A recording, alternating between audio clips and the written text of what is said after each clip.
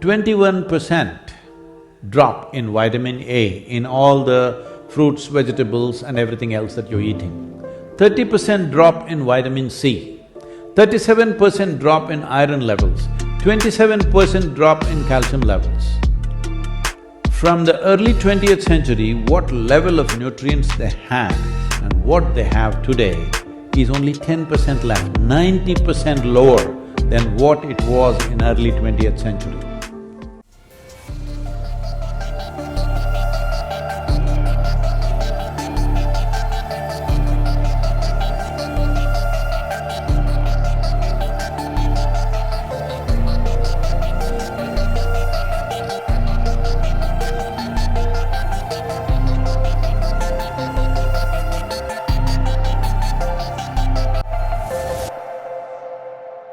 They are saying far more virulent and far more capable viruses can easily develop with a small rejig in their basic structure, and they're very much capable of doing that any moment. So that is what every government fears, that is what every scientist fears, and that should be the concern of every citizen. But in all this, soil has a significant role. Let's come to the food that we eat.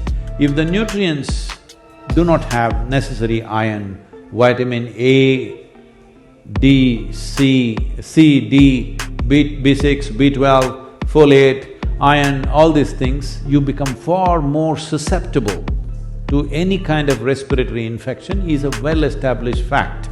The nutrient studies across the world are showing the nutrient depletion in the food across the world is so significant, it's tragic.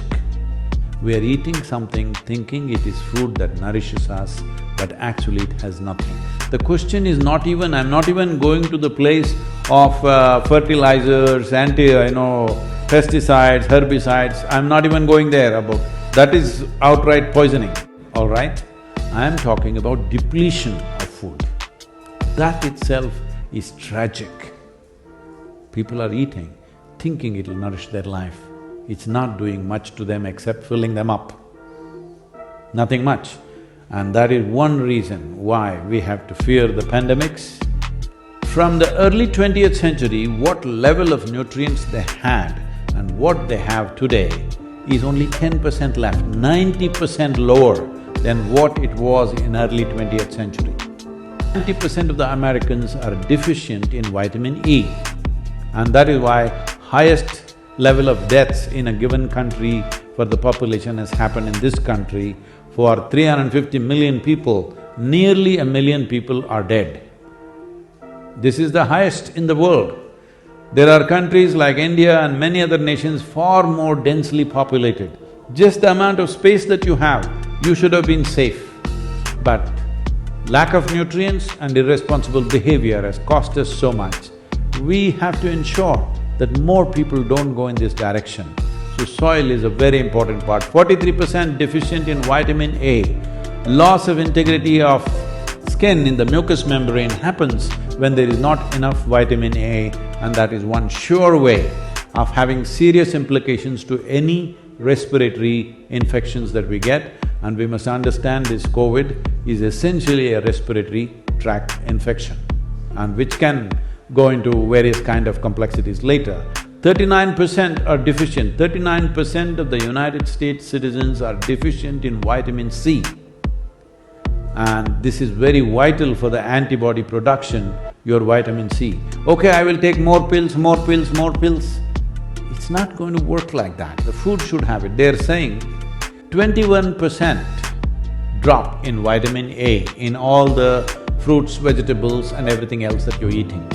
30% drop in vitamin C, 37% drop in iron levels, 27% drop in calcium levels.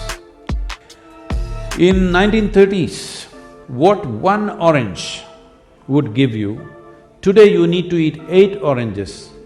I was talking to the WFP director who is from United States. He said, last year we spent $9 billion distributing food in Africa to starved populations.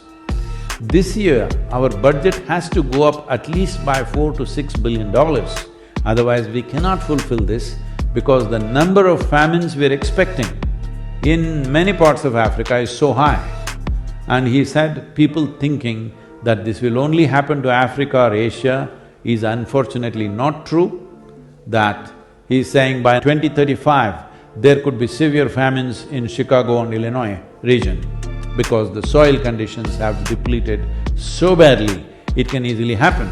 Soil is an unfolding disaster for everybody.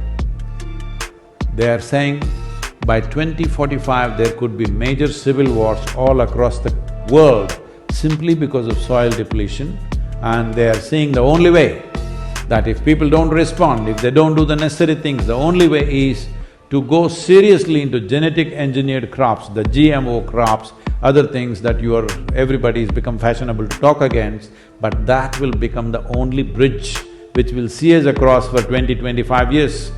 But after that, when you crash, there is simply no recovery unless you put the soil back.